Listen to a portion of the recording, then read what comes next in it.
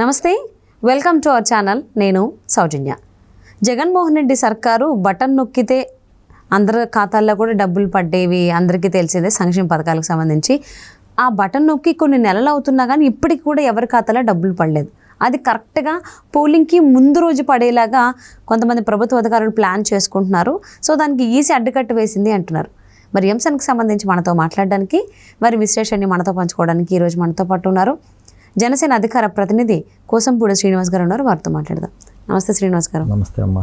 So Jaganmohan Reddy button నొక్కితే అందరి ఖాతాల్లో డబ్బులు వెళ్ళిన సంగతి అందరికీ తెలిసింది. అది ఒకనొక టైంలో. బట్ ఇప్పటికి బటన్ నొక్కి 3-4 నెలలు అవుతుంది. కానీ ఇప్పటికొచ్చి కూడా ఎవరి ఖాతాల్లో డబ్బులు పడలేదు. ఆ డబ్బులు ఇన్ని రోజులు దాచి పెండింగ్ పెట్టి ఇప్పుడు కరెక్ట్గా పోలింగ్ ముందు రోజు వేయడానికి జగన్మోహన్ రెడ్డి సర్కారు ప్రయత్నిస్తోంది. దానికోసం కోర్టును కూడా ఆశ్రయించింది, ఈసీని సవాల్ చేస్తూ అని వార్తలు వినిపిస్తూ ఉన్నాయి.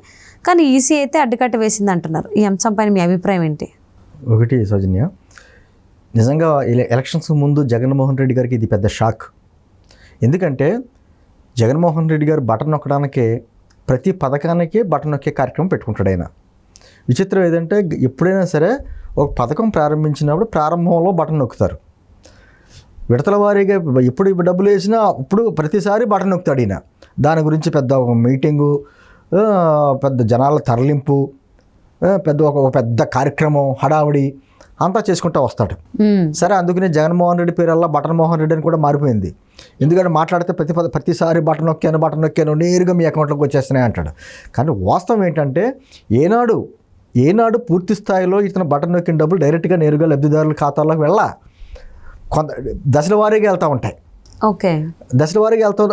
దానికి కూడా చేసేసి అబ్బాయి నేను బటన్ నొక్కాను డైరెక్ట్గా వెళ్ళిపోయినా, మధ్యలో ఎటువంటి అవినీతి లేదు, ఇవన్నీ చెప్పుకుంటూ వస్తూ ఉంటాడు ఈయన. మీకు ఉదాహరణ, మార్చి నెలలో నొక్కిన బటను ఈ రోజుకి డబ్బులు పడలేదు అంటే ఒకటి రెండు ఉన్నాయి దీంట్లో.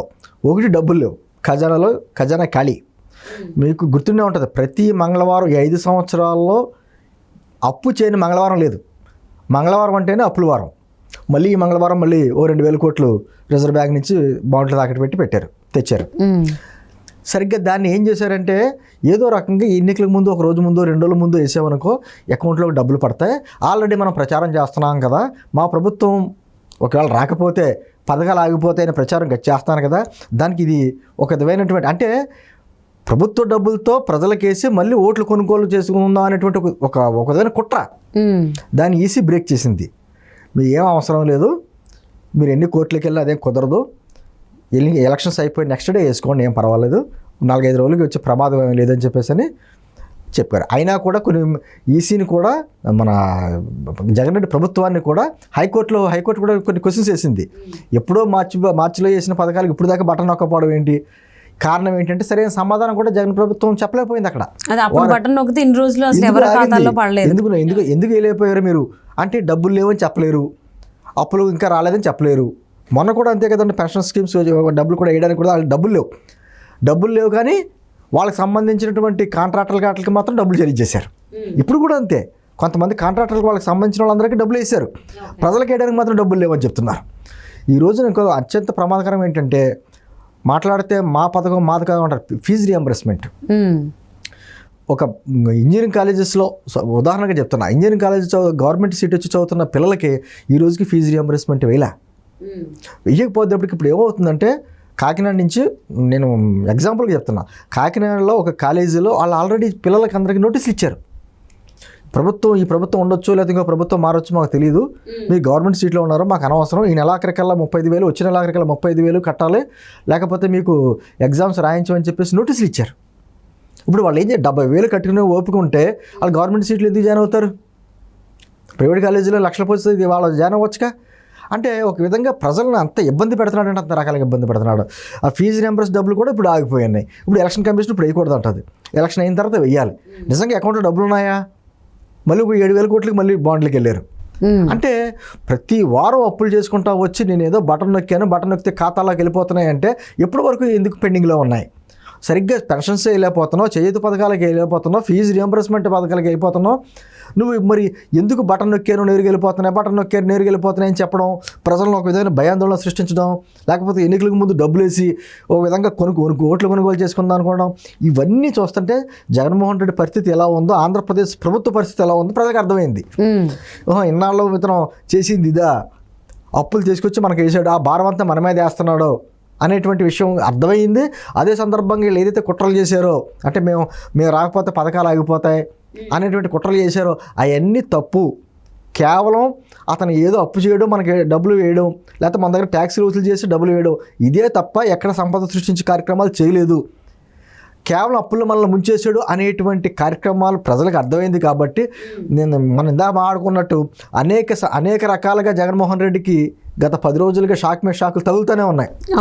ఓ పక్కన మోదీ గారి వార్నింగ్లు, ఓ పక్కనేమో ఆర్థిక పరిస్థితి బాగోపోవడం, బటన్లోకి డబ్బులు వేద్దామంటేనేమో వీళ్ళు ఈసీ అడ్డుకట్ట వేయడం, కొంతమంది అధికారులని ఈసీ మార్చేయడం డీజీపీతో సహా, ఇవన్నీ వరుస షాకులు మాట జగన్మోహన్ రెడ్డికి. ఖచ్చితంగా అతను ఏదైతే కుట్రలు చేశాడో ఆ కుట్రలన్నీ భగ్నమవుతున్నాయంటే ఇదంతా కూడా ఒక చిహ్నాలు. ఎందుకంటే కూలిపోయే ప్రభుత్వానికి ఎన్ని చిహ్నాలు మాట, అదన్నీ జగన్మోహన్ రెడ్డికి అర్థమైంది. నిన్న ఏదో ఇంటర్వ్యూలో కూడా మాట్లాడుతా, నేను వైజాగ్ వెళ్ళిపోతాను, వైజాగ్ నుంచి రాజధాని, మళ్ళీ కుట్రలే, వైజాగ్ నుంచి ప్రమాణ స్వీకారం చేస్తాను, వైజాగ్ రాజధాని చేస్తాను అని కొన్ని హాస్యాస్పదంగా మాట్లాడాడు.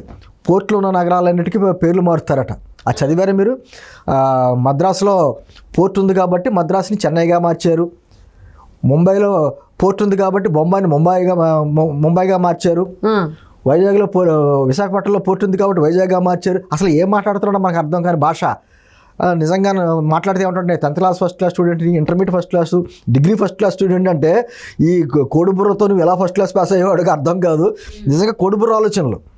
రేపు పొద్దున్న ఈ పోర్టుల గురించి వీటి గురించి మాట్లాడతా అసలు ఏం మాట్లాడాలో అర్థం అవ్వట్లేదు. ఎందుకంటే ఓటమి భయం అతనిలో స్పష్టంగా కనిపిస్తుంది కాబట్టి ఏదో మాట్లాడాలి. నేను ఒక ఇంటర్వ్యూలో మాట్లాడతా అర్థం లేని సమాధానాలు అన్నీ చెప్పుకుంటూ వచ్చి భయాందోళనతో అతను చాలా స్పష్టంగా కనిపిస్తుంది అతని కళలో. ఖచ్చితంగా బటన్ మోహన్ రెడ్డి అనే పేరు సార్థకం చేసుకున్నాడు.